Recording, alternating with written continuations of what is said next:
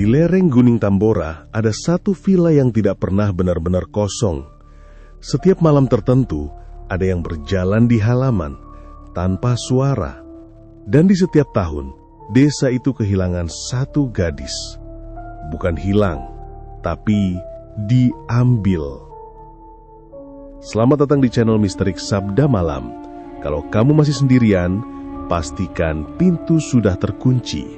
Karena cerita malam ini tidak hanya ingin didengar, tapi juga ingin diingat. Dan jangan lupa tulis di kolom komentar daerah asal kalian agar kami tahu cerita ini sudah sampai kemana saja.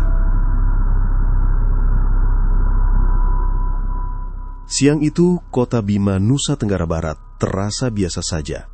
Matahari menggantung malas di langit, menyinari jalanan yang mulai padat. Di lantai 2 sebuah ruko modern, papan nama bertuliskan Ical Baco, SH, MKN, Notaris dan PPAT berdiri mencolok, menandakan satu hal. Pemiliknya sedang berada di puncak karir. Di dalam ruangan ber-AC itu, Ical duduk tegak di balik meja kayu besar. Berkas-berkas tersusun rapi, laptop terbuka, dan 2 klien di depannya sedang menunggu tanda tangan terakhir. Tangannya bergerak cepat, penuh percaya diri. Ia adalah contoh sempurna seseorang yang sukses sebelum usia 30 tahun. Tidak banyak yang tahu atau peduli tentang masa lalunya. "Pak Ical, ini tinggal satu dokumen lagi," ujar sekretarisnya dari samping. Ical mengangguk tanpa mengalihkan pandangan. Namun sebelum pena menyentuh kertas, pintu kantor diketuk. Tok, tok. Sekretarisnya terlihat ragu. "Maaf Pak, ada tamu mendadak. Katanya penting. Dari Kabupaten Dompu." Ical sedikit mengernyit. "Dompu? Ia tidak merasa punya urusan di sana. Suruh tunggu sebentar." Namun sekretaris itu tidak pergi. Ia malah mendekat sedikit. Suaranya diturunkan. "Katanya soal keluarga, Pak." Tangan Ical berhenti. Satu kata itu cukup membuat suasana berubah. Keluarga. Ia tidak suka membicarakannya. Dengan napas pelan, ia menutup map di depannya. "Baik, suruh dia masuk." Beberapa detik kemudian, seorang pria masuk. Usianya sekitar 50-an, berpakaian rapi, membawa tas kulit hitam. Wajahnya tenang, tapi sorot matanya tajam. Terbiasa mengamati detail. "Selamat siang, saya Sudirman, notaris dari Kabupaten Dompu." Ical berdiri, menjabat tangannya singkat. "Silahkan duduk. Ada yang bisa saya bantu?" Pria itu duduk perlahan, tidak langsung bicara, seolah memilih kata. "Saya datang membawa kabar duka." Kalimat itu menggantung di udara.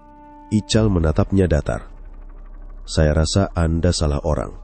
Sudirman menggeleng pelan. "Sirajuddin Baco." Nama itu seperti mengetuk sesuatu di dalam kepala Ical. Samar. Jauh. Terkubur. "Siapa?" Jawabnya. Dingin. Sudirman membuka tasnya, mengeluarkan sebuah map coklat tebal. "Paman Anda." Ical tersenyum tipis. Bukan karena lucu, tapi karena tidak percaya. "Saya tidak punya paman." Namun Sudirman tetap tenang. Beliau meninggal 2 minggu lalu, di kediamannya, di lereng Gunung Tambora. Ruangan tiba-tiba terasa lebih sunyi. Nama itu, Tambora. Ada sesuatu yang bergerak di ingatan Ical. Cepat. Kabur. Seperti mimpi yang hampir terlupakan. "Saya rasa ini salah data," kata Ical, mencoba kembali ke logika. "Nama Baco itu ya nama yang umum." Sudirman mengangguk, seolah sudah menduga reaksi itu. Karena itu, ia mengeluarkan sesuatu yang lain. Sebuah foto lama. Kertasnya sudah sedikit menguning. Ia meletakkannya pelan di atas meja. "Kalau begitu, mungkin Anda bisa jelaskan ini." Ical melirik sekilas, lalu berhenti. Tangannya perlahan mengambil foto itu. Di dalamnya, seorang anak laki-laki kecil berdiri di depan sebuah bangunan besar. Villa 3 lantai dengan latar pegunungan. Di samping anak itu, berdiri seorang pria dewasa, tersenyum lebar. Tangan mereka saling menggenggam. Dan anak kecil itu adalah dirinya. Napas Ical tertahan. Jantungnya berdetak lebih cepat. Perlahan, Ia membalik foto itu. Di bagian belakang, ada tulisan tangan yang mulai pudar. Ical Baco dan Sirajuddin Baco. Tahun 2005. Dunia seperti bergeser. Potongan-potongan ingatan yang selama ini terkubur mulai muncul ke permukaan. Udara dingin, bau tanah basah, suara angin gunung, dan perasaan tidak nyaman yang tak bisa dijelaskan. Itu diambil lebih dari 20 tahun lalu, kata Sudirman pelan, di villa milik almarhum. Ical terdiam. Kali ini ia tidak bisa menyangkal. Sudirman melanjutkan, suaranya lebih tegas. Pak Ical, saya pastikan tidak ada kekeliruan. Berdasarkan data dan dokumen yang sah, Anda adalah satu-satunya ahli waris yang ditunjuk. Kalimat itu terasa berat, bukan hanya soal harta, tapi sesuatu yang lebih dalam. Sudirman lalu membuka map coklat itu, mengeluarkan beberapa lembar dokumen resmi. Ia mendorongnya ke arah Ical. Ini surat wasiat almarhum. Disahkan secara hukum dan sudah saya verifikasi. Ical membuka dokumen itu perlahan. Matanya bergerak cepat membaca isi. Lalu berhenti. Villa 3 lantai. Kebun kopi aktif panen setiap tahun dengan luas 120 hektar. Ternak dalam jumlah besar. Dan saldo rekening 7 miliar rupiah. Tangannya sedikit gemetar. Apa? 7 miliar? Semua ini untuk saya? Sudirman mengangguk. Anda satu-satunya. Sunyi memenuhi ruangan. Tidak ada suara selain detak jantung Ical sendiri. Ini terlalu besar, terlalu tiba-tiba, terlalu tidak wajar. Kenapa saya? Tanyanya pelan. Sudirman menatapnya dalam. Karena tidak semua warisan bisa diberikan ke sembarang orang. Kalimat itu terasa aneh. Seperti menyimpan sesuatu yang belum diungkap. Ical menutup surat wasiat itu perlahan. Di tangannya masih tergenggam foto lama itu. Senyum anak kecil di dalam foto terasa asing. Seolah itu bukan dirinya. Dan entah kenapa, perasaan tidak nyaman itu kembali muncul, lebih kuat dari sebelumnya, seperti sebuah ingatan yang dipaksa bangkit, atau sebuah tempat yang memanggilnya pulang. Pak Ical, sebaiknya Anda segera ke Tambora. Sudirman menutup map di hadapannya, lalu menatap Ical dengan serius. Ada beberapa dokumen yang harus diselesaikan langsung di lokasi, tidak bisa diwakilkan, termasuk serah terima aset dan pengecekan properti. Ical menyandarkan punggungnya. Berarti saya harus ke sana langsung? Iya, jawab Sudirman singkat. Semakin cepat, semakin baik. Tidak ada yang aneh dari kalimat itu. Namun entah kenapa, Ical merasa seperti sedang didorong, tanpa diberi alasan jelas. 2 hari kemudian, ia berangkat. Perjalanan dari kota Bima menuju lereng Gunung Tambora memakan waktu lebih dari 5 jam. Di awal, semuanya terasa biasa. Jalanan masih ramai. Warung-warung pinggir jalan masih buka. Sinyal ponsel masih penuh. Ical bahkan sempat beberapa kali menerima telepon kantor. Namun, setelah hampir 4 jam perjalanan, semuanya mulai berubah. Mobil Ical memasuki kawasan hutan kayu putih. Pepohonan tinggi berjajar rapat di kiri kanan jalan. Batangnya pucat, kulitnya mengelupas, dan daunnya tipis bergesekan pelan tertiup angin dan bau khas minyak kayu putih yang mungkin keluar dari aroma daun. Dulu, tempat ini pernah dikelola. Sekarang, ditinggalkan. Tidak ada aktivitas, tidak ada penjaga, tidak ada suara manusia. Hanya deretan pohon yang tampak sama sejauh mata memandang. Jalan lurus terasa terlalu panjang, terlalu sunyi. Ical melirik ponselnya. Tidak ada sinyal. Ia mencoba mengalihkan pikiran, memperhatikan jalan. Namun beberapa menit kemudian, layar ponselnya tiba-tiba menyala sendiri, padahal tidak ada notifikasi, tidak ada panggilan. Hanya layar kosong yang perlahan meredup kembali. Ical mengernyit. Error nih, gumamnya pelan. Namun belum sempat ia menenangkan diri, sesuatu melintas di pinggir jalan. Cepat, seperti bayangan. Ical refleks menoleh. Tidak ada apa-apa, hanya deretan pohon kayu putih yang diam. Terlalu diam. Ia kembali fokus ke jalan. Namun beberapa detik kemudian, bayangan itu muncul lagi. Kali ini di sisi lain, lebih dekat. Seolah mengikuti. Napas Ical mulai terasa berat. Tangannya mengerat di setir. Ini cuma ilusi, bisiknya. Namun perasaan itu tidak hilang, justru semakin kuat. Seperti ada yang memperhatikan dari balik batang-batang pohon pucat itu. Saat keluar dari hutan, Ical sempat menarik napas panjang, seolah baru saja melewati sesuatu. Sinyal belum kembali, dan entah kenapa, ia tidak ingin menoleh ke belakang. Setelah beberapa jam perjalanan, jalan besar mulai sepi, rumah-rumah semakin jarang, pepohonan mulai mendominasi pemandangan, hingga akhirnya ia tiba di sebuah pertigaan. Di sana berdiri sebuah gapura tua. Catnya mulai pudar dimakan waktu. Tulisan di atasnya masih terbaca jelas, Perkebunan Kopi Keluarga Baco. Ical memperlambat mobilnya, menatap tulisan itu beberapa detik. Ada sesuatu yang terasa aneh, bukan pada bentuknya, tapi pada perasaannya sendiri. Seperti ia pernah melewati tempat ini sebelumnya. Namun, ia tidak ingat kapan. Ia melirik jalan di depannya. Lurus, jalan utama masih terlihat lebih hidup. Ke kiri, jalan lebih kecil, aspalnya lebih sempit, pepohonan terlihat lebih rapat. Tanpa banyak berpikir, Ical membelokkan setir ke kiri. Jalan kecil itu membawa Ical melewati beberapa desa. Desa-desa yang lebih sunyi, rumah-rumah sederhana berdiri berjauhan.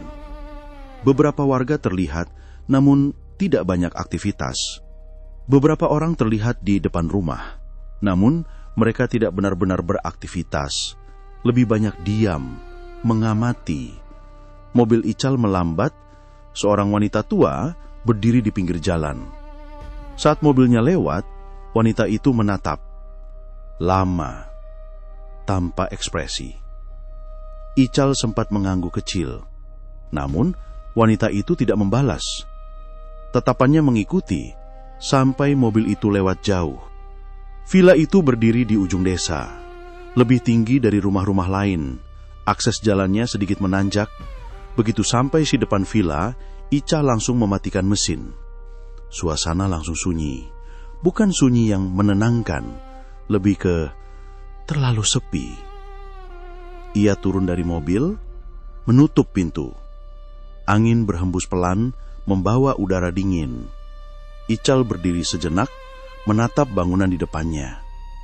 Ada rasa familiar, tapi juga asing. Seperti mengingat sesuatu, tapi tidak lengkap. Pak Ical, suara itu datang dari samping. Ical menoleh. Seorang pria tua berjalan mendekat. Langkahnya pelan, tapi pasti. Saya Pak Rahman, katanya.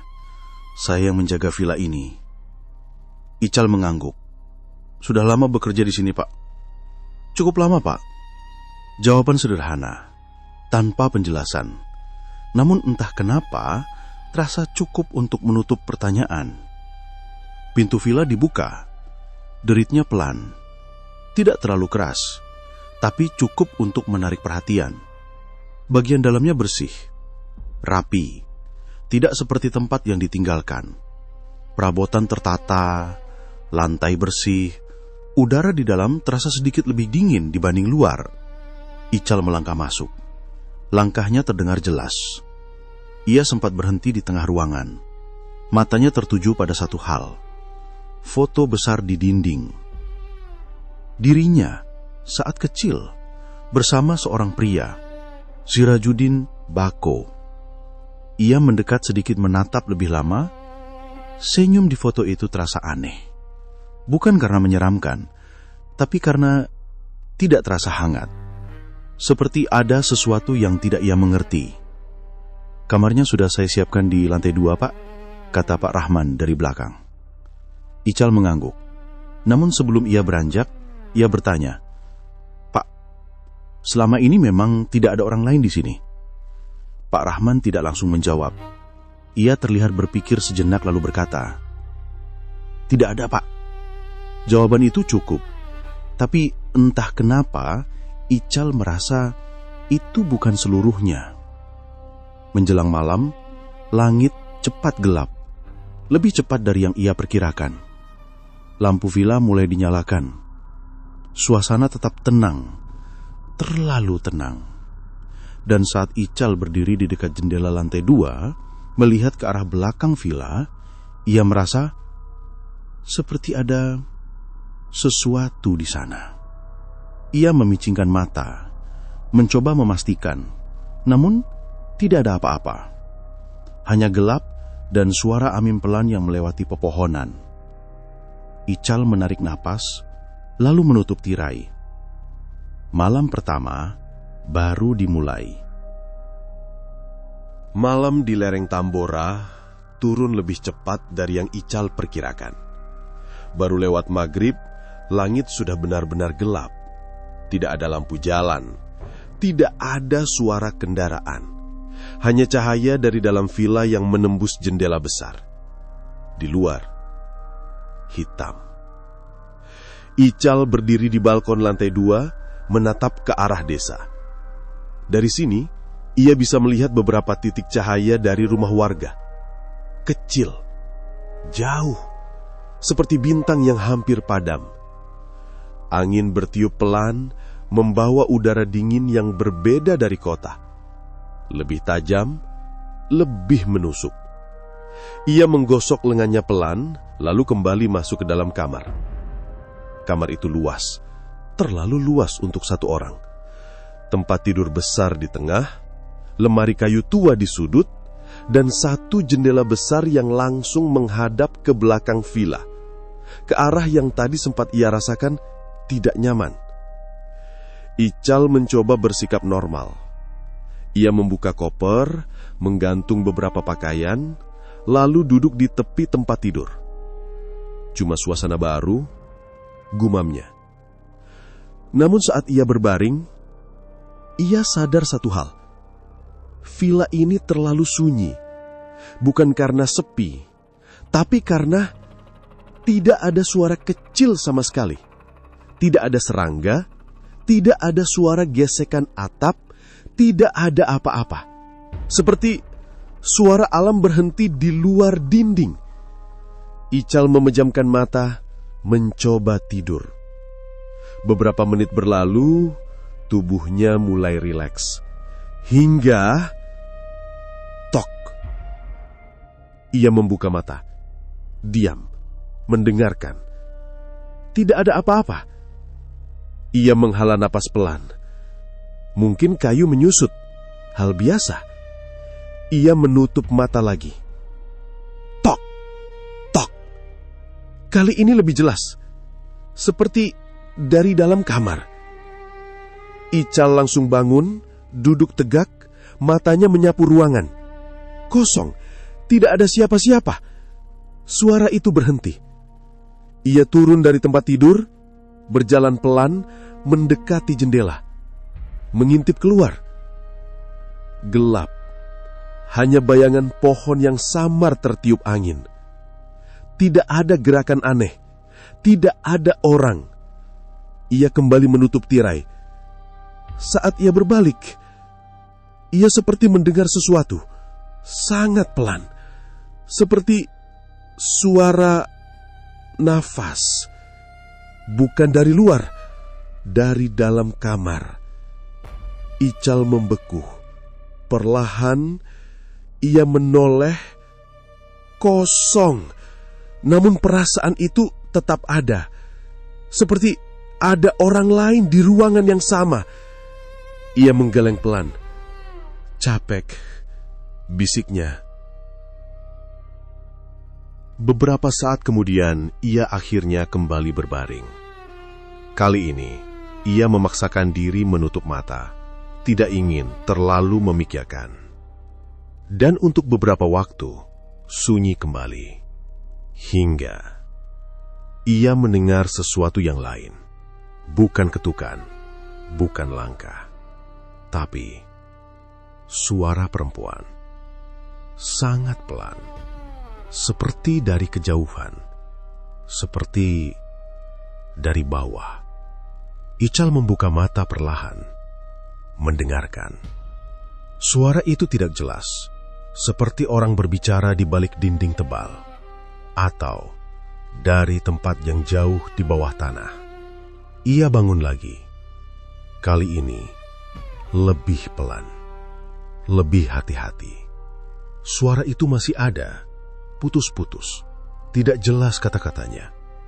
Namun, nadanya bukan bicara biasa, lebih seperti memohon. Ical melangkah keluar kamar. Lorong lantai 2 gelap, hanya diterangi lampu redup di ujung.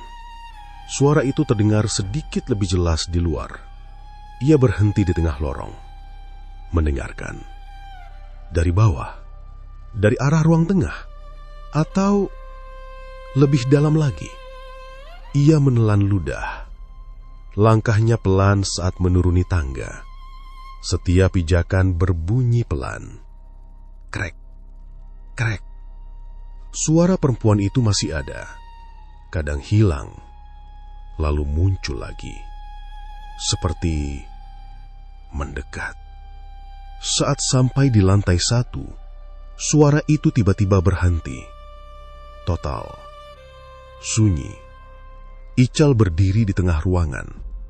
Napasnya terdengar jelas. Ia menoleh ke sekeliling. Tidak ada siapa-siapa. Semua tetap seperti tadi. Rapi. Diam. "Pak?" Suara itu membuat Ical tersentak. Ia menoleh cepat. Pak Rahman berdiri di ujung ruangan. Entah sejak kapan. "Belum tidur?" tanyanya tenang. Ical masih mencoba menenangkan nafasnya. "Pak, tadi ada suara..." Ia berhenti. Ragu. Bagaimana menjelaskannya? Pak Rahman menatapnya beberapa detik, lalu berkata pelan, "Biasanya malam pertama memang begitu." Ical mengernyit. "Maksudnya?" Pak Rahman tidak langsung menjawab. Ia hanya tersenyum tipis. "Kalau dengar apa-apa, jangan diikuti, Pak." Kalimat itu sederhana. Namun cara ia mengatakannya membuat bulu kuduk Ical meremang. Ical kembali ke kamar, menutup pintu. Kali ini, ia menguncinya. Klik. Ia duduk di tempat tidur. Tidak langsung berbaring. Hanya diam. Mendengarkan. Beberapa menit berlalu tidak ada apa-apa. Sunyi kembali. Hingga akhirnya, saat ia hampir terlelap, suara itu muncul lagi. Lebih dekat, lebih jelas. Dan kali ini, ia mendengar satu kata, pelan, serak, seperti berbisik tepat di telinganya. Ical. Matanya langsung terbuka. Jantungnya berdetak keras. Namun, kamar tetap kosong. Keesokan harinya, Ical bangun lebih pagi dari biasanya. Bukan karena segar. Tidurnya terasa dangkal, seperti tidak benar-benar istirahat. Ia duduk sebentar di tepi tempat tidur, lalu berdiri dan membuka jendela. Udara pagi masuk, dingin. Dari atas, desa terlihat mulai beraktivitas. Beberapa orang berjalan, beberapa berdiri di depan rumah. Normal, tapi tetap terasa ada yang kosong. Setelah sarapan singkat ditemani Pak Rahman, Ical memutuskan melihat area sekitar villa. Sementara Pak Rahman pamit ke area perkebunan kopi dan mengawasi pekerja di sana. Ical keluar melalui pintu belakang. Tanah di sana lebih lembab. Rumput tumbuh tidak merata. Beberapa pohon berdiri berjauhan, membuat bagian belakang terasa lebih terbuka, tapi juga lebih sunyi. Ia berjalan pelan, tanpa arah pasti, hingga akhirnya ia berhenti. Beberapa meter dari bangunan berdiri sebuah sumur tua. Dindingnya dari batu, sebagian sudah retak. Bibirnya dipenuhi lumut. Tidak ada penutup, seperti sudah lama tidak digunakan. Namun suasana di sekitarnya terasa berbeda. Lebih dingin, lebih diam, seolah angin tidak benar-benar lewat di situ. Ical mendekat, langkahnya melambat. Ia berdiri di bibir sumur, menunduk sedikit, bersiap melihat ke dalam. Namun sebelum matanya benar-benar mengarah ke kegelapan itu, krek! Tiba-tiba suara kecil terdengar dari belakang, seperti sesuatu terinjak. Ical langsung menoleh. Cepat! Tidak ada siapa-siapa. Hanya halaman kosong, pohon-pohon diam, angin berhembus pelan. Ia mengernyit, menunggu beberapa detik. Tidak ada suara lanjutan, tidak ada gerakan. Perlahan ia kembali menoleh ke arah sumur. Namun entah kenapa, niatnya untuk melihat ke dalam hilang. Perasaan tidak nyaman itu muncul lagi, lebih kuat, tanpa alasan yang jelas. Ical mundur satu langkah, lalu satu lagi, tanpa benar-benar melihat apa yang ada di dalamnya. Keesokan harinya, Ical bangun lebih pagi dari biasanya. Bukan karena segar, tidurnya terasa dangkal, seperti tidak benar-benar istirahat. Ia duduk sebentar di tepi tempat tidur, lalu berdiri dan membuka jendela. Udara pagi masuk, dingin. Dari atas, desa terlihat mulai beraktivitas. Beberapa orang berjalan, beberapa berdiri di depan rumah. Normal, tapi tetap terasa ada yang kosong. Setelah sarapan singkat ditemani Pak Rahman, Ical memutuskan melihat area sekitar villa. Sementara Pak Rahman pamit ke area perkebunan kopi dan mengawasi pekerja di sana. Ical keluar melalui pintu belakang. Tanah di sana lebih lembab. Rumput tumbuh tidak merata. Beberapa pohon berdiri berjauhan, membuat bagian belakang terasa lebih terbuka, tapi juga lebih sunyi. Ia berjalan pelan, tanpa arah pasti, hingga akhirnya ia berhenti. Beberapa meter dari bangunan berdiri sebuah sumur tua. Dindingnya dari batu, sebagian sudah retak. Bibirnya dipenuhi lumut. Tidak ada penutup, seperti sudah lama tidak digunakan. Namun suasana di sekitarnya terasa berbeda. Lebih dingin, lebih diam, seolah angin tidak benar-benar lewat di situ. Ical mendekat, langkahnya melambat.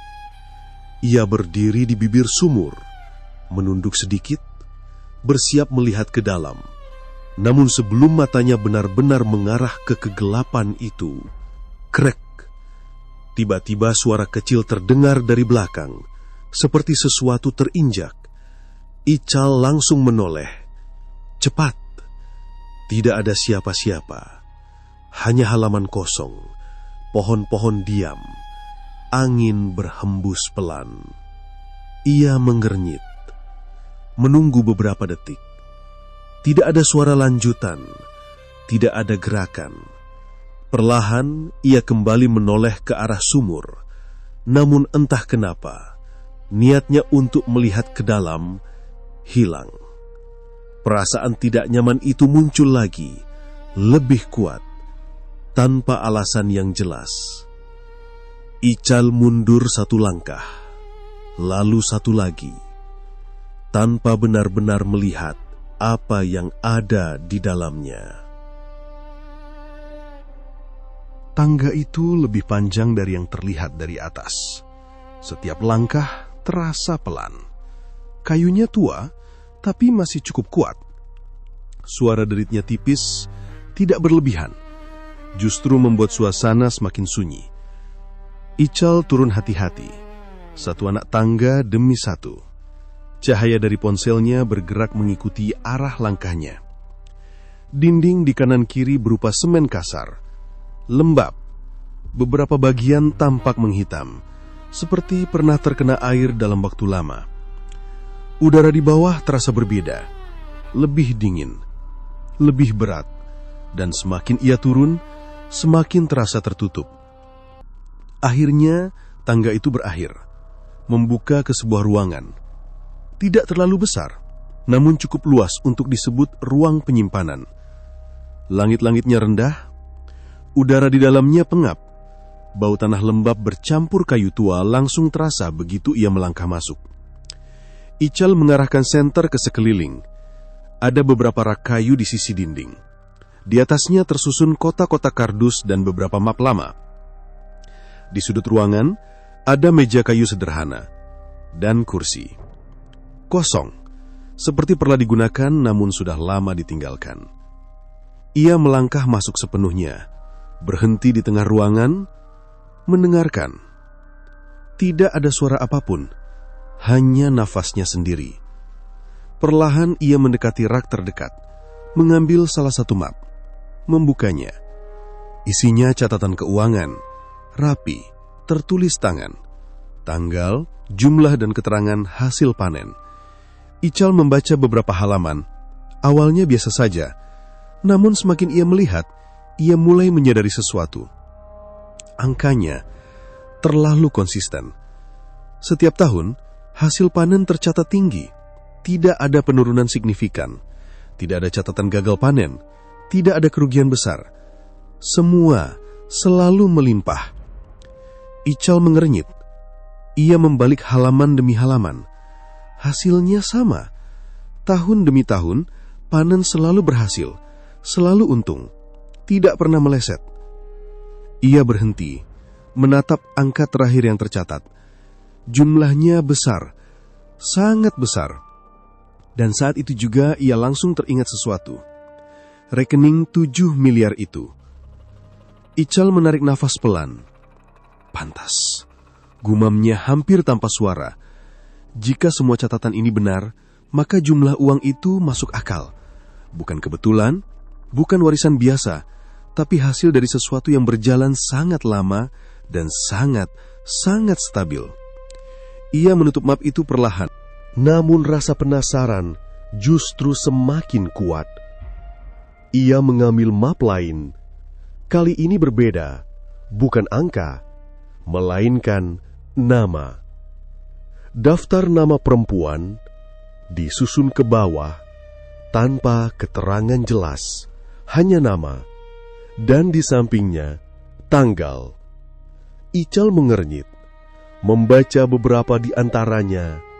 Tanggalnya tersebar, tidak berurutan, namun semua dalam rentang beberapa tahun terakhir.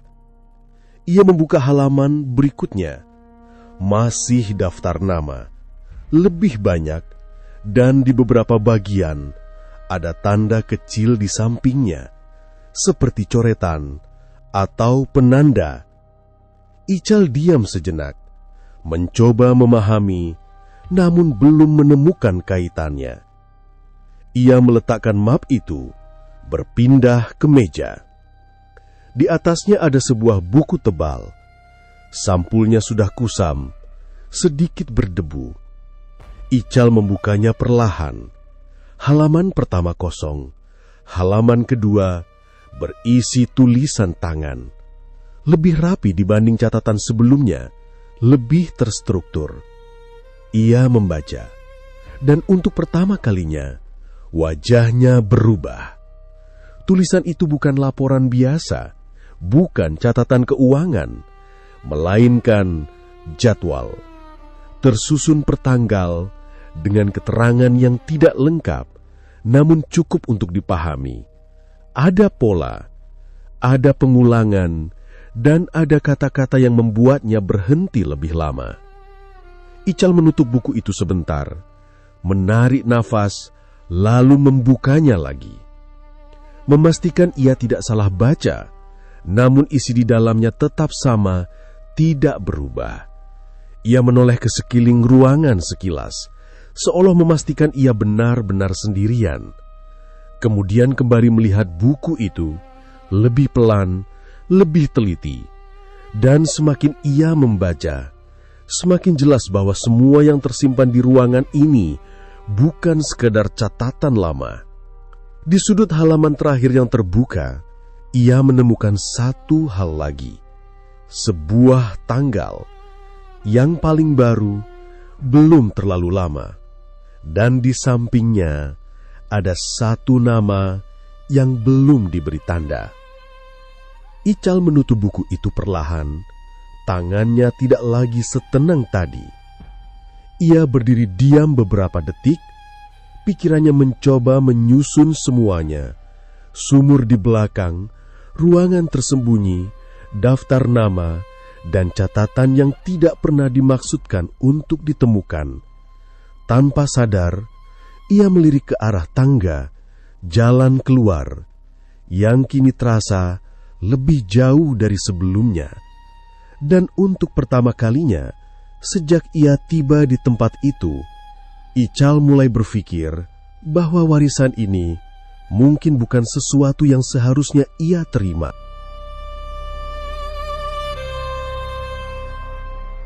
Ical tidak langsung naik ke atas. Ia masih berdiri di ruang bawah tanah itu beberapa saat. Buku di tangannya terasa lebih berat dari sebelumnya. Bukan karena fisiknya, tapi karena isi di dalamnya. Ia menutupnya, lalu meletakkannya kembali di meja. Map-map lain ia susun seperti semula. Tanpa sadar, ia mulai berhati-hati, seolah tidak ingin terlihat pernah membuka semua itu. Saat akhirnya ia naik kembali ke lantai atas, cahaya dari luar terasa berbeda. Lebih terang, namun tidak membuatnya merasa lebih ringan. Justru sebaliknya. Di ruang tengah, Pak Rahman terlihat sedang menyapu. Gerakannya pelan dan teratur seperti biasa. "Sudah keliling, Pak?" tanyanya tanpa menoleh. Ical berhenti sejenak. "Ya, lumayan luas juga." Pak Rahman hanya mengangguk, tidak bertanya lebih jauh. Ical memperhatikan Pak Rahman beberapa detik. Wajahnya datar, sulit ditebak. Namun entah kenapa, Ical merasa Pak Rahman tahu lebih banyak dari yang ia katakan. "Pak Rahman?" Ical akhirnya membuka suara. "Iya, Pak. Di desa sini masih banyak keluarga lama yang tinggal." Pak Rahman berhenti menyapu. Hanya sebentar, lalu kembali melanjutkan. "Masih, Pak. Tidak banyak yang pindah." Ical mengangguk pelan. "Kalau nama orang-orang di sini, Bapak cukup kenal." Kali ini Pak Rahman benar-benar berhenti. Ia menoleh sedikit. "Lumayan, Pak." Jawaban yang hati-hati. Ical tidak langsung melanjutkan. Ia menghela napas pelan, lalu berkata seolah santai. "Saya lihat ada beberapa catatan lama di bawah, banyak nama." Pak Rahman tidak langsung bereaksi. Namun, sapunya berhenti bergerak. Beberapa detik, lalu kembali menyapu. "Catatan lama biasanya tidak penting lagi, Pak." Nada suaranya tetap tenang, tapi kali ini terasa seperti menutup pembicaraan. Ical tidak memaksa, ia hanya mengangguk kecil. Namun rasa penasarannya tidak berkurang, justru semakin kuat. Siang itu, Ical memutuskan turun ke desa. Alasannya sederhana, ingin melihat langsung kondisi kebun dan lingkungan sekitar. Namun, di dalam pikirannya ada tujuan lain. Jalan menurun dari villa menuju desa cukup sempit. Beberapa warga terlihat saat ia berjalan. Sebagian menyapa singkat, sebagian hanya melihat. Tatapan mereka masih sama seperti kemarin. Tidak ramah, tapi juga tidak menolak. Lebih seperti menjaga jarak. Ical berhenti di sebuah warung kecil. Seorang ibu parubaya sedang duduk di dalam. Ia membeli air minum. Percakapan dimulai dari hal biasa. Cuaca, jalan, kebun. Panen kopi di sini bagus ya, Bu? Tanya Ical santai. Ibu itu mengangguk pelan. Dari dulu memang begitu. Jarang gagal. Ibu itu tersenyum tipis. Kalau di atas sana, ia menunjuk ke arah villa, memang tidak pernah. Jawaban itu singkat, namun cukup membuat Ical diam sejenak. Setelah beberapa percakapan ringan, Ical mencoba sedikit mengarah. Kalau keluarga Baco dulu sering turun ke desa. Ibu itu terlihat berpikir. Jarang, jawabnya. Biasanya orang desa yang ke atas. Untuk kerja, ibu itu tidak langsung menjawab, hanya mengangguk kecil. Ical mengingat sesuatu. Ia menyebut satu nama dari daftar yang ia lihat. Bu, pernah dengar nama Siti Rahmah? Ibu itu langsung diam. Ekspresinya berubah. Tidak drastis, tapi cukup jelas. Kenapa tanya itu? Balasnya pelan. Ical mencoba tetap tenang. Cuma seperti pernah dengar saja. Ibu itu tidak langsung menjawab. Ia menoleh keluar warung, seolah memastikan tidak ada orang lain. Lalu berkata pelan. Sudah lama tidak kelihatan. Ical menahan napas. Pergi kemana? Ibu itu menggeleng. Tidak tahu. Namun cara ia menjawab tidak terdengar seperti benar-benar tidak tahu. Ical tidak melanjutkan nama itu. Namun ia mencoba nama lain. Dan hasilnya tidak jauh berbeda. Ada yang mengatakan pindah. Ada yang bilang ikut keluarga. Ada yang hanya diam. Namun satu hal yang sama. Tidak ada yang benar-benar tahu atau tidak mau tahu. Saat kembali ke villa sore itu, langkah Ical terasa lebih berat. Pikirannya mulai menyusun potongan-potongan yang ia temukan. Daftar nama, tanggal, catatan yang tidak biasa, dan jawaban warga yang terlalu seragam. Ia berhenti sejenak di jalan naik, menoleh ke arah desa, lalu ke arah villa di atas. Bangunan itu berdiri diam, seperti sebelumnya, tenang, tidak berubah.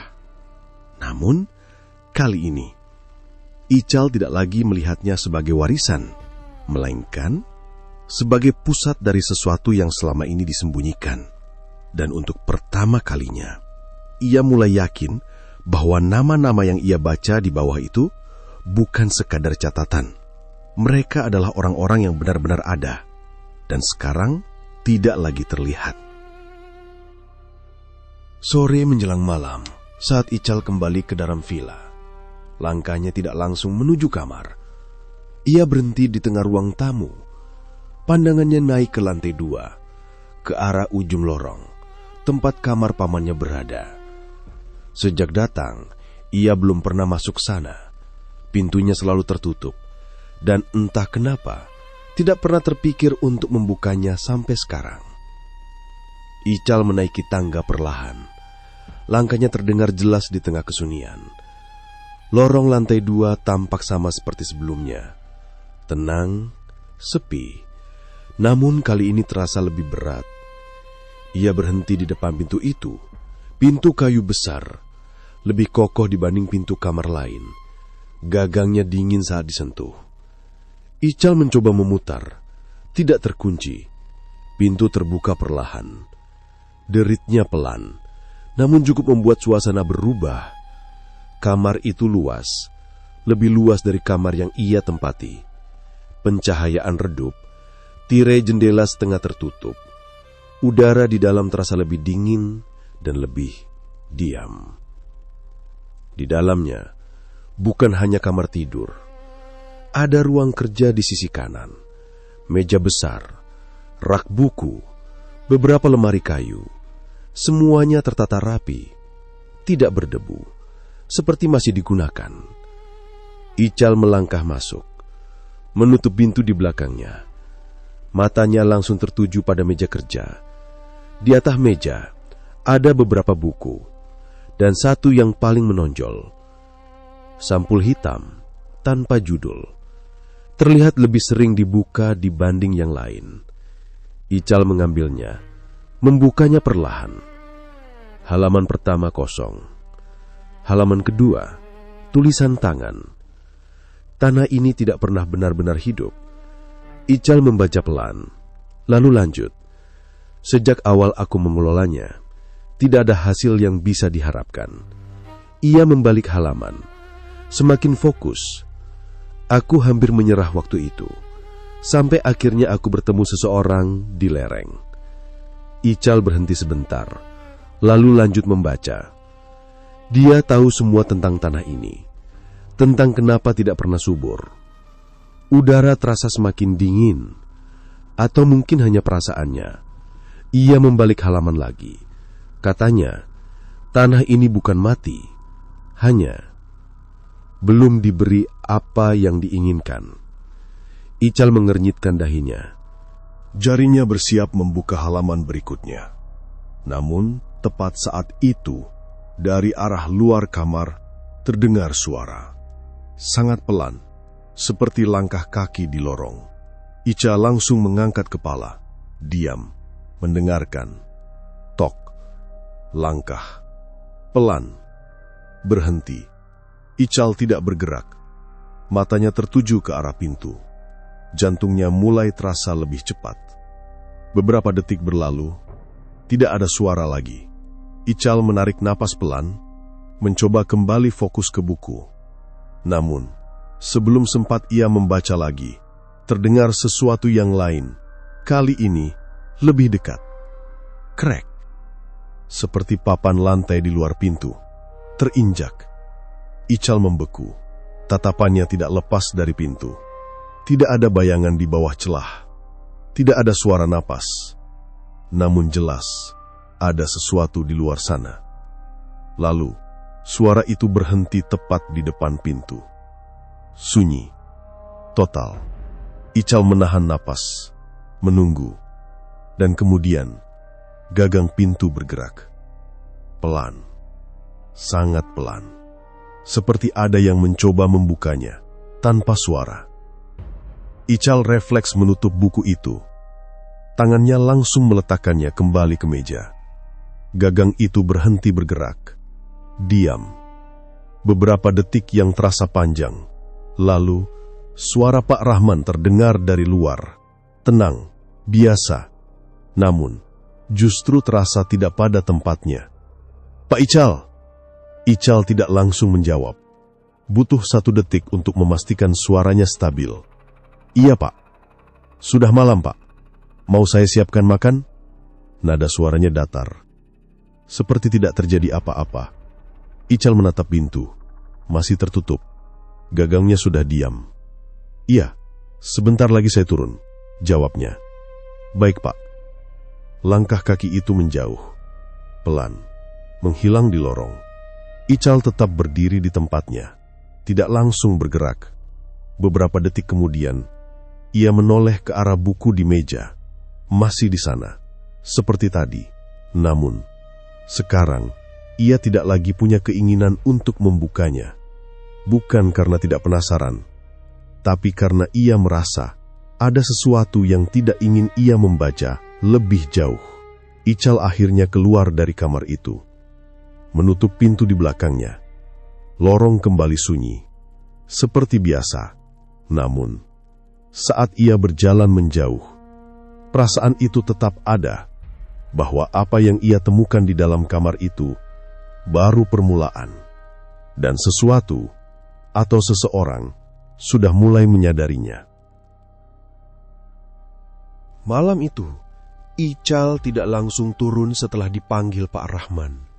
Ia tetap berdiri di ujung lorong lantai 2. Diam. Mendengarkan. Tidak ada suara lagi dari arah bawah. Villa kembali sunyi. Beberapa detik berlalu. Lalu Ical menoleh ke belakang, ke arah kamar pamannya. Pintu itu tertutup. seperti tadi. Ia ragu sejenak, namun hanya sebentar. Langkahnya kembali bergerak, pelan menuju pintu itu lagi. Kali ini, ia tidak menunggu lama. Tangannya langsung memutar gagang, pintu terbuka. Ia masuk dan menutupnya kembali, lebih hati-hati. Suasana kamar tidak berubah, masih dingin, masih diam. Namun sekarang terasa lebih berat. Ical langsung menuju meja kerja. Matanya tertuju pada buku hitam itu. Masih di tempat yang sama, seolah menunggu. Ia duduk, menarik nafas pelan, lalu membuka kembali halaman yang tadi ia tinggalkan. Beberapa detik, ia hanya menatap tulisan itu, seolah memastikan dirinya siap. Lalu ia membalik halaman. Tulisan di halaman berikutnya berbeda. Tidak lagi setenang sebelumnya. Masih rapi, namun tekanan di tiap goresan terasa lebih kuat. Aku kembali ke tempat itu malam berikutnya.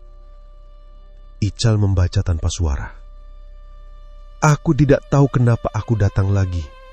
Mungkin karena tidak ada pilihan lain.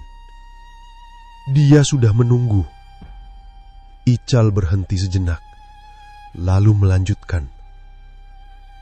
Dia tidak pernah menyebut siapa dirinya, tapi aku tahu dia bukan manusia biasa. Udara di kamar terasa semakin dingin. Dia berkata, tanah ini bisa hidup, bahkan lebih dari sekadar hidup. Tapi tidak ada yang diberikan tanpa balasan. Ical mengencangkan genggamannya pada buku itu. Ia membalik halaman berikutnya. Tulisan di sana sedikit berubah, lebih cepat, seperti ditulis tanpa banyak berpikir.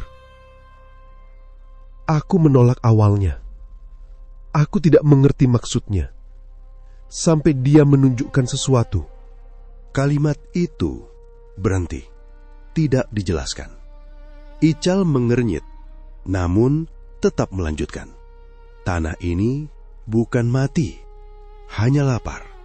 Dan setiap yang hidup butuh diberi makan. Ical diam. Lama. Kata-kata itu sederhana, namun maknanya tidak. Ia membalik halaman lagi. Tulisan semakin padat. Aku tidak akan menulis semuanya di sini. Terlalu banyak hal yang tidak seharusnya dicatat. Tapi aku tahu satu hal. Setelah malam itu, tanah ini mulai berubah. Ical menahan napas. Dalam beberapa bulan, yang tidak pernah tumbuh, mulai hidup. Dan untuk pertama kalinya, aku melihat hasil. Ical langsung teringat catatan keuangan di bawah tanah. Panen yang tidak pernah gagal. Ia membalik halaman lagi. Tulisan di halaman itu lebih berantakan. Tidak serapi sebelumnya, seperti ditulis dengan tangan yang tidak sepenuhnya tenang. Aku tahu ini salah, tapi aku juga tahu aku tidak bisa berhenti. Ical menatap kalimat itu lebih lama. Sekali dimulai, semuanya harus dilanjutkan. Halaman berikutnya belum ia buka. Jarinya berhenti di tepinya. Di dalam kepalanya, potongan-potongan itu mulai menyatu. Tanah, perubahan, syarat, dan sesuatu yang harus terus diberikan. Namun, belum ada jawaban jelas. Belum ada penjelasan utuh. Hanya satu hal yang terasa pasti, bahwa semua ini bukan kebetulan. Dan apapun yang dimulai pamannya dulu, masih berjalan sampai sekarang. Tiba-tiba, angin di luar bertiup lebih kencang. Tirai bergerak. Suara kain bergesek pelan. Ical menoleh ke arah jendela. Diam. Lalu kembali ke buku itu. Tangannya masih di halaman berikutnya. Namun, kali ini ia tidak langsung membukanya. Bukan karena ragu, tapi karena ia mulai sadar apa yang ada di halaman selanjutnya bisa jadi bukan sesuatu yang bisa ia abaikan lagi. Ical menutup buku itu perlahan. Tidak keras, namun cukup tegas. Ia berdiri, menatap meja itu beberapa detik, lalu berbalik, keluar dari kamar. Malam terasa lebih sunyi dari sebelumnya. Dan untuk pertama kalinya, Ical mulai yakin bahwa semua yang terjadi di tempat ini tidak pernah benar-benar berhenti. Malam semakin dalam saat Ical kembali ke kamarnya. Namun kali ini, ia tidak benar-benar ingin beristirahat. Pikirannya masih tertinggal di kamar pamannya, di buku itu, di kalimat terakhir yang belum ia lanjutkan. Beberapa menit ia duduk diam, menatap kosong ke arah jendela. Lalu akhirnya, ia berdiri lagi. Tanpa berpikir panjang, Ical keluar dari kamar. Lorong lantai 2 gelap. Hanya cahaya tipis dari lampu dinding. Langkahnya pelan, namun kali ini tidak ragu. Ia kembali ke pintu itu, kamar pamannya. Langsung dibuka, masuk, dan menutupnya kembali. Udara di dalam terasa lebih dingin dari sebelumnya. Atau mungkin hanya perasaannya. Ical tidak membuang waktu. Ia langsung ke meja, mengambil buku hitam itu, duduk, dan membuka halaman yang tadi ia tinggalkan. Tangannya sedikit lebih kaku sekarang, namun ia tetap membalik halaman itu. Tulisan di halaman berikutnya berbeda, lebih berat, lebih dalam, dan tidak lagi berusaha disembunyikan. Dia akhirnya menjelaskan apa yang harus diberikan. Ical menahan napas.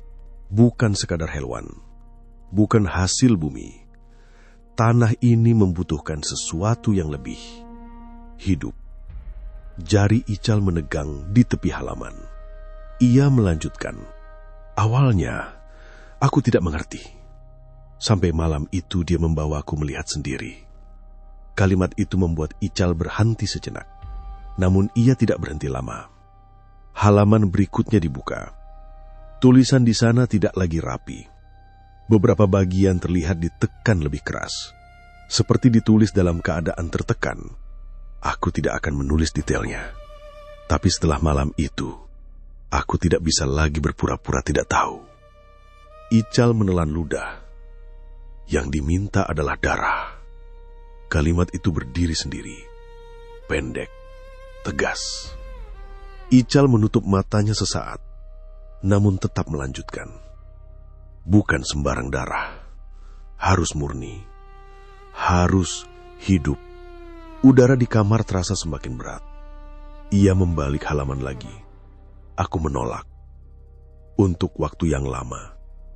Tapi tanah itu kembali mati. Semua yang tumbuh, layu. Ica langsung teringat catatan keuangan. Panen yang selalu berhasil. Tidak pernah gagal. Ia melanjutkan. Dan saat itu, aku mengerti. Ini bukan pilihan. Ini syarat. Tangan Ical mulai terasa dingin.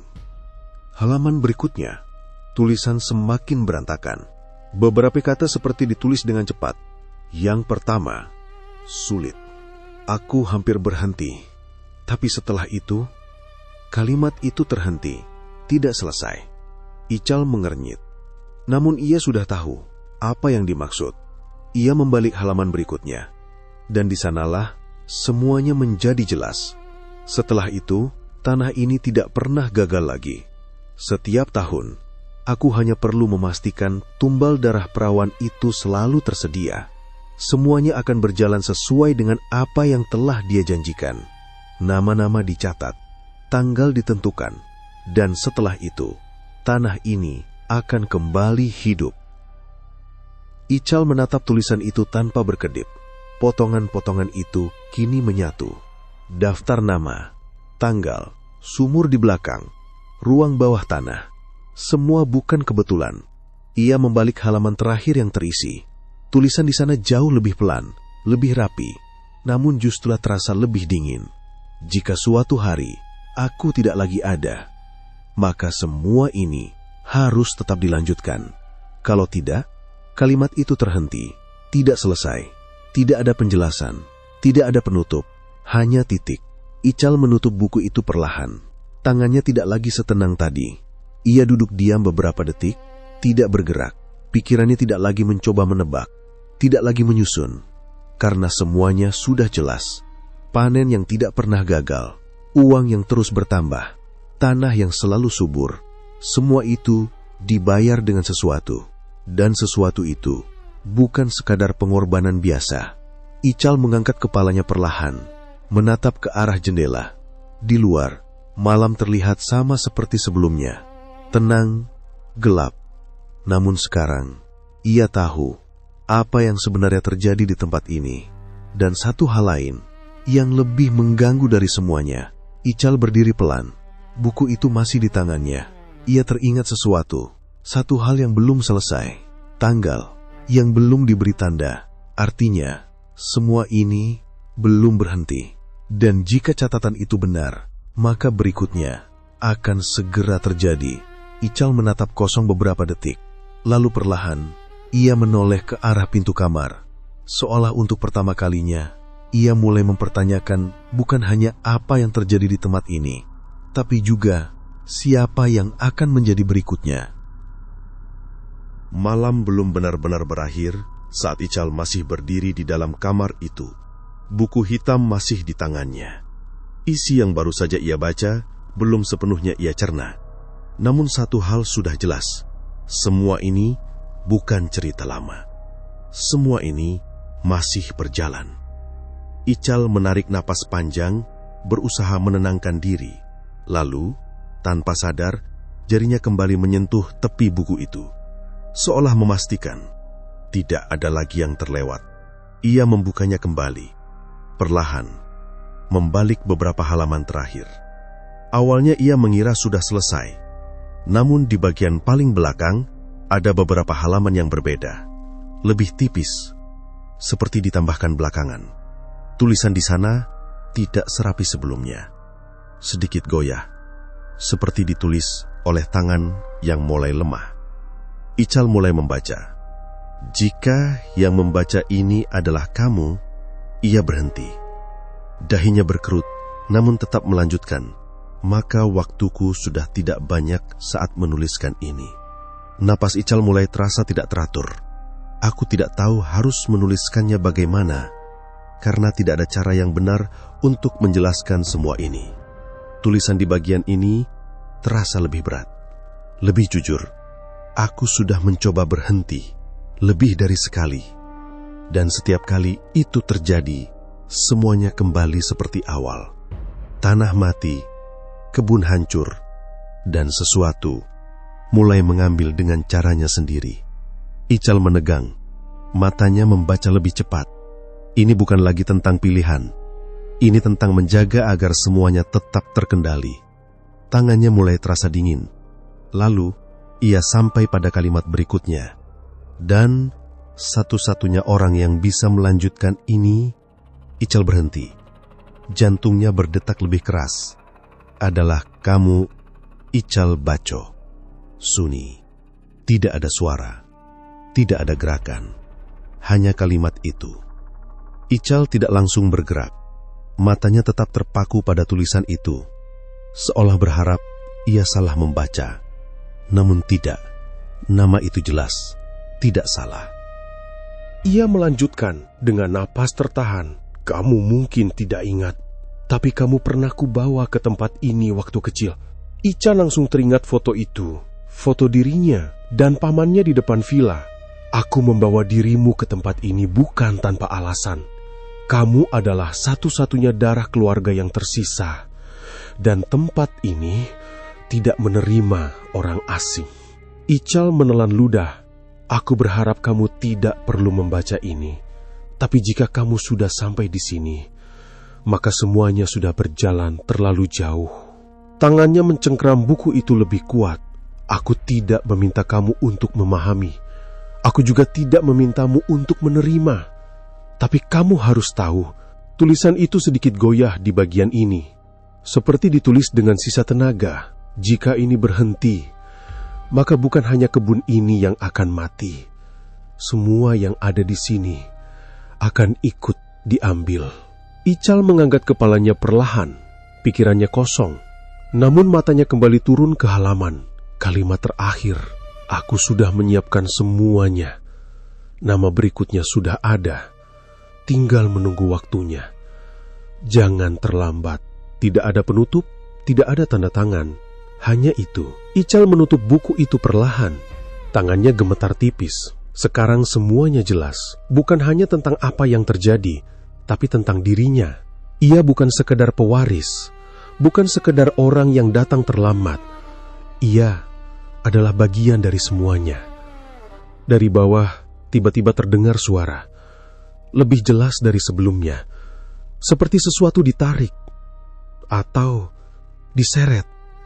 Ical menoleh ke arah pintu. Diam. Suara itu berhenti. Lalu, terdengar langkah. Pelan. Naik dari bawah. Ical tidak bergerak. Langkah itu semakin dekat. Mendekati tangga. Dan saat itu, untuk pertama kalinya, Ical menyadari sesuatu yang lebih mengerikan dari semua yang ia baca. Ia tidak tahu apakah ia sedang diberi waktu atau sedang diawasi untuk memastikan ia tidak melarikan diri. Buku itu masih di tangannya, dan di dalam kepalanya hanya satu pertanyaan yang tersisa. Apakah ia akan melanjutkan semuanya atau menghentikannya dengan resiko yang belum ia pahami sepenuhnya? Ical turun tangga hampir tanpa suara. Namun langkahnya cepat, tidak ragu. Pak Rahman sudah berdiri di ruang tengah. Seperti tahu. Seperti sudah menunggu sejak tadi. Lampu menyala redup. Bayangan mereka jatuh panjang di lantai. "Bapak lama sekali di atas," kata Pak Rahman. Nada suaranya tenang. Terlalu tenang. Ical tidak menjawab. Ia berjalan mendekat. Sampai jarak mereka hanya beberapa langkah. Buku hitam itu masih di tangannya. "Jadi selama ini Pak Rahman sudah tahu semuanya ya?" kata Ical akhirnya. Pak Rahman tidak menjawab. Hanya menatap. Ruang bawah tanah, daftar nama, sumur di belakang. Setiap kata keluar lebih tajam. "Dan ini," Ical mengangkat buku itu, "penjelasan lengkap dari orang yang selama ini Bapak lindungi." Sunyi. Pak Rahman menarik napas pelan. "Kalau Bapak sudah tahu," katanya, "harusnya Bapak juga tahu. Ini bukan sesuatu yang bisa dihentikan begitu saja." Ical tertawa pendek. "Kering. Dihentikan," ulangnya. Ia melangkah lebih dekat, hampir menabrak. "Ini pembunuhan." Kali ini suaranya naik, tidak lagi ditahan. "Perempuan-perempuan itu, Bapak tahu mereka siapa?" Pak Rahman tidak menjawab. Ical menunjuk ke arah luar. "Mereka punya keluarga, mereka hidup." Ia menatap tajam. "Dan Bapak berdiri di sini, bilang ini tidak bisa dihentikan." Sunyi. Pak Rahman akhirnya bergerak. Satu langkah maju. "Kalau dihentikan," katanya pelan, "yang mati bukan cuma mereka." Ical langsung menyelah. "Saya tidak peduli." Suara itu menggema di dalam ruangan. Untuk pertama kalinya, ketenangan itu pecah. Ical mendekat lagi, hampir sejajar. "Saya tidak akan melanjutkan kegilaan ini." Nada suaranya turun, tapi lebih berbahaya. Pak Rahman menatapnya lama. "Bapak pikir ini warisan biasa?" katanya. Ical tidak menjawab. "Bapak pikir ini bisa ditolak lalu selesai?" Satu langkah lagi. Sekarang mereka benar-benar berhadapan. "Sudah puluhan tahun saya di sini," lanjut Pak Rahman. "Dari awal, nada suaranya mulai berubah, lebih dalam. Saya lihat sendiri waktu tanah ini mati. Saya lihat sendiri waktu semuanya hampir hilang." Ia menunjuk ke arah luar. "Semua yang Bapak lihat sekarang tidak ada tanpa itu." Ical menggeleng keras. "Kalau itu harganya," katanya, "harusnya dari awal tidak pernah ada." Sunyi. Pak Rahman menatapnya. Lama. Lalu pelan. Ia berkata, "Kalau Bapak menolak." Ia berhenti sejenak. "Maka bukan kita yang memilih." Ical tidak mengerti. Atau mungkin tidak mau mengerti. "Apakah ini ancaman?" katanya. Pak Rahman tidak menjawab. Tapi kali ini ia melangkah lebih dekat lagi. Terlalu dekat. "Coba Bapak lihat ke belakang," katanya pelan. Ical tidak bergerak. "Lihat sumur itu," lanjutnya. Nada suaranya rendah, hampir seperti bisikan. "Bapak pikir semua itu berhenti di situ?" Ical diam. Dan untuk sepersekian detik, keraguan itu muncul. Namun langsung ia tekan. "Saya akan bongkar semuanya," katanya. Ia mundur satu langkah. Polisi, media, siapapun. Tiba-tiba, Pak Rahman meraih pergelangan tangannya. Cepat, kuat, buku itu hampir jatuh. "Bapak tidak mengerti," katanya. Nada suaranya berubah total. Tidak lagi tenang. Lebih keras, lebih mendesak. Kalau ini keluar, yang datang bukan orang. Cengkramannya semakin kuat. Ical mencoba melepaskan. "Lepaskan!" bentaknya. Namun Pak Rahman tidak langsung melepas. Matanya menatap Ical tajam. "Ini bukan cerita untuk dibawa keluar," katanya. Beberapa detik, lalu ia melepas. Ical mundur cepat. Napasnya tidak teratur. Untuk pertama kalinya, ia melihat Pak Rahman bukan sebagai penjaga, tapi sebagai bagian dari sesuatu yang sama gelapnya. Sunyi kembali. Namun sekarang tidak lagi aman. Ical mengangkat buku itu lagi. Lebih erat. "Saya tidak akan menjadi bagian dari semua ini." Nada suaranya lebih pelan, tapi tidak goyah. Kalau memang harus ada yang hancur, ia menatap langsung ke mata Pak Rahman. Biarlah semuanya hancur. Sunyi. Pak Rahman tidak menjawab. Namun kali ini, ia tidak mencoba menghentikan. Hanya berdiri, diam, menatap, seperti tahu apa yang akan terjadi selanjutnya. Ical berbalik, menuju pintu. Langkahnya cepat. Namun sebelum ia keluar, suara Pak Rahman terdengar sekali lagi. Lebih pelan, lebih dingin.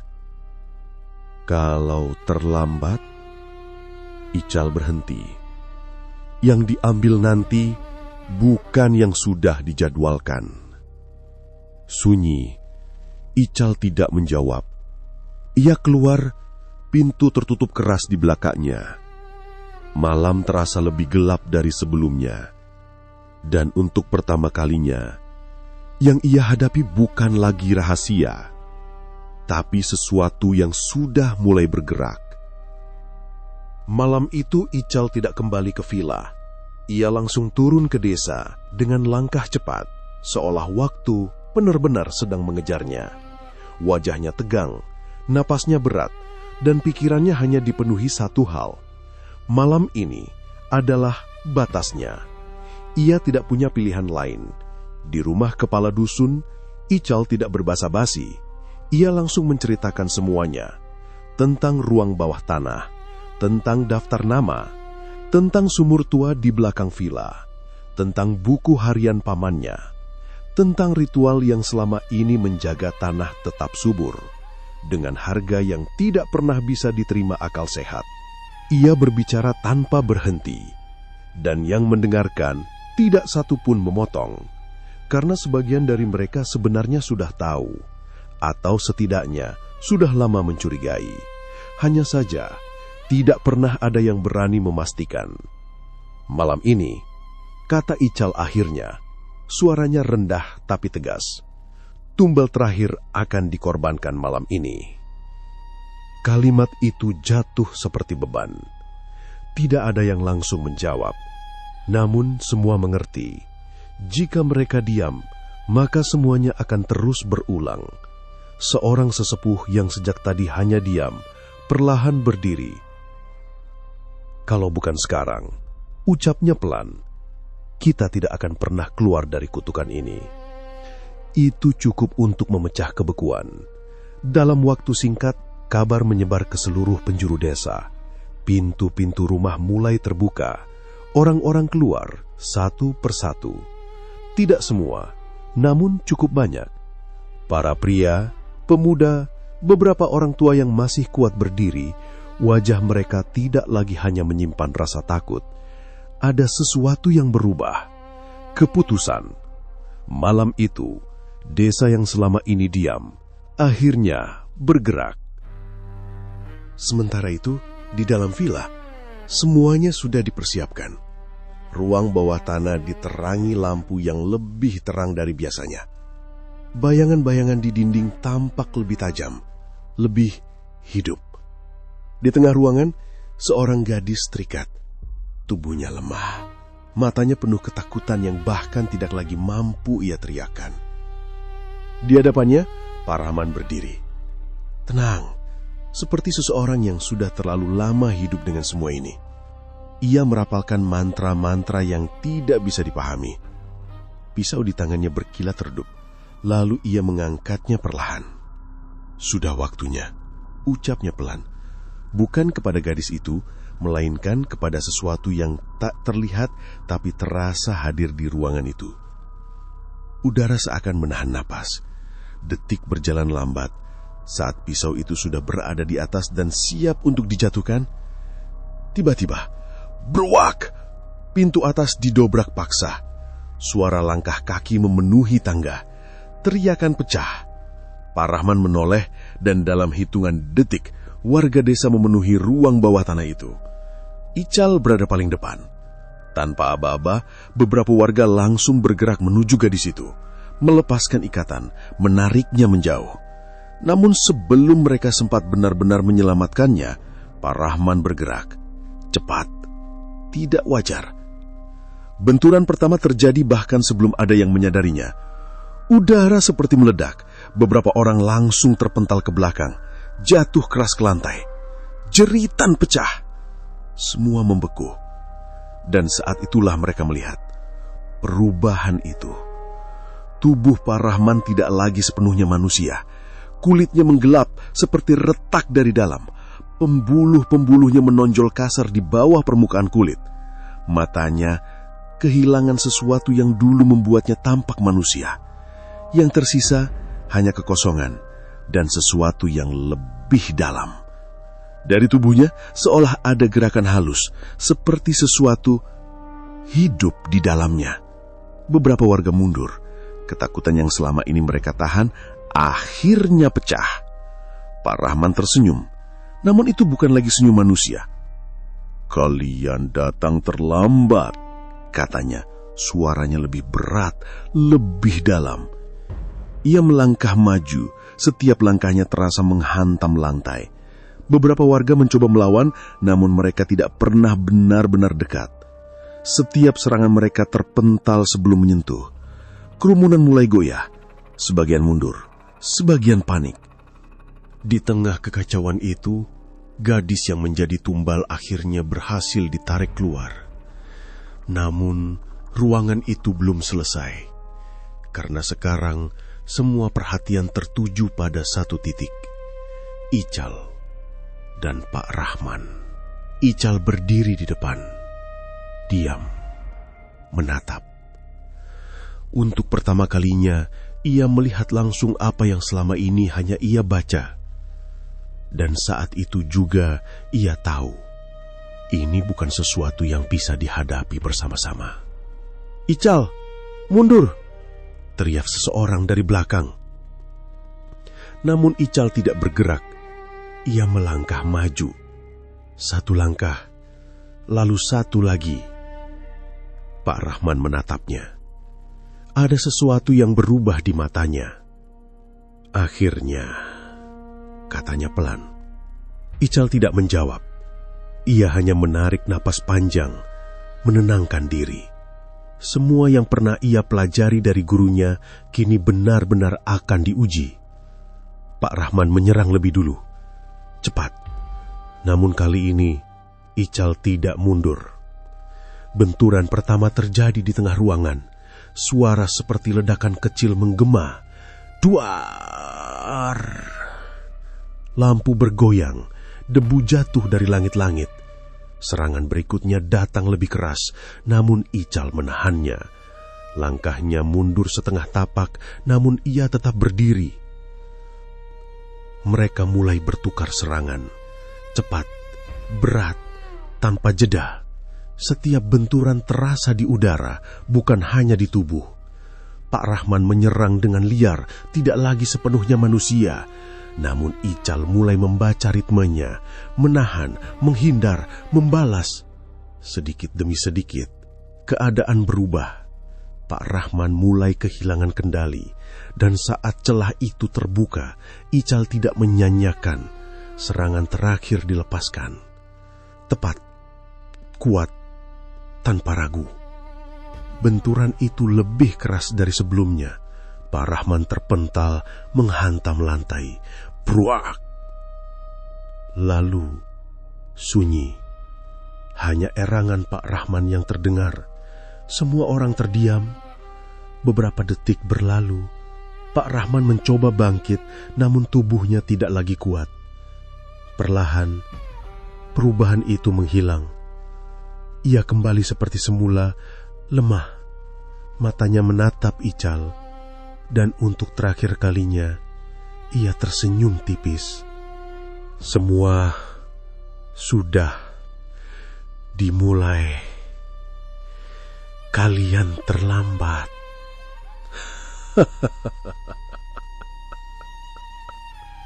Suara tawa Pak Rahman bergema keras di ruangan itu. Ical tidak menjawab.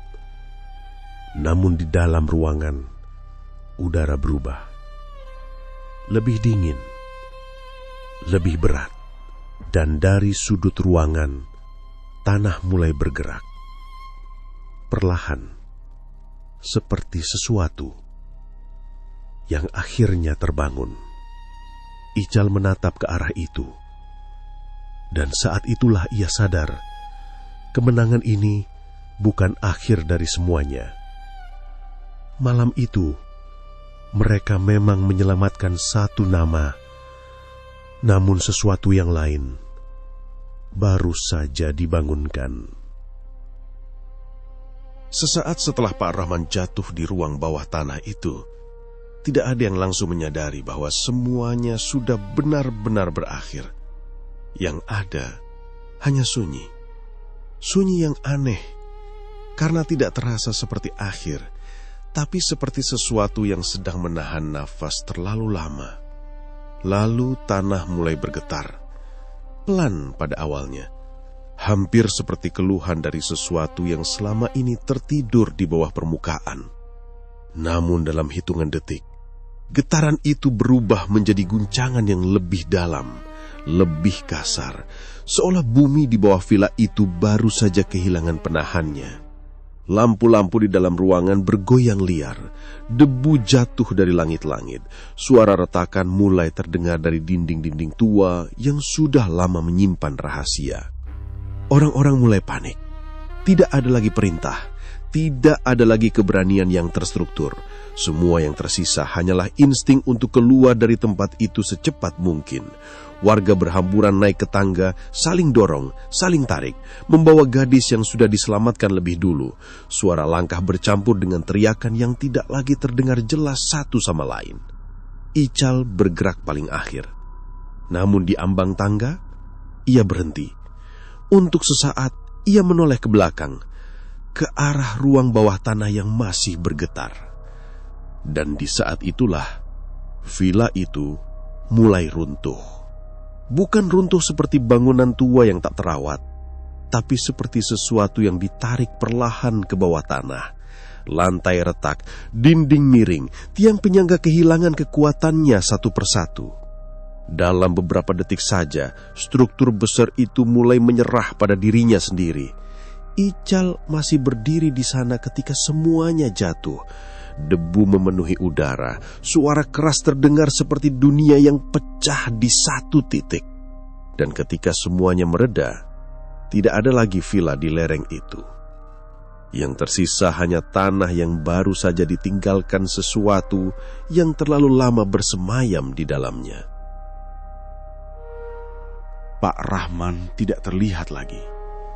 Tidak ada yang mencari lebih jauh malam itu. Beberapa hari setelahnya, aparat datang ke lokasi. Area di sekitar bekas villa diperiksa, terutama bagian belakang yang selama ini hanya dianggap sumur tua biasa. Penggalian dilakukan perlahan. Tanah dibuka lapis demi lapis. Dan di bawahnya, mereka mulai menemukan sesuatu yang tidak seharusnya ada di sana. Tulang belulang manusia. Bukan satu, bukan dua, tapi cukup banyak. Untuk membuat orang-orang yang melihatnya terdiam lama, tanpa kata.